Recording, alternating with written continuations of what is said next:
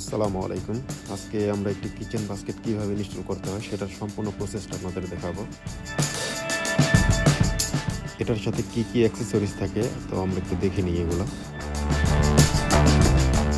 প্রথমেই আমরা রেলিং এর সাথে হ্যাঙ্গারটাকে সেট করে নিই। স্ক্রুগুলো খুব বেশি টাইট করা যাবে না। এটা খুব বেশি টাইট করা হলে রেলিংটা স্মুথভাবে চলবে না। তাই প্রতিটি স্ক্রু খুব সাবধানতার সাথে আমরা টাইট করে নিই। এখানে আরেকটা বিষয় খেয়াল রাখতে হবে, উপরের এল এবং নিচের এল দুইটা এল সমান দূরত্ব রাখতে হবে। রেলিং সেট হয়ে গেলে কভারের ভিতর ফিটিং করবো এটাকে আমরা এখন। রেলিং সেট হয়ে গেলে ডোরের সাথে লাগানোর জন্য মেজারমেন্ট করে নিতে হবে।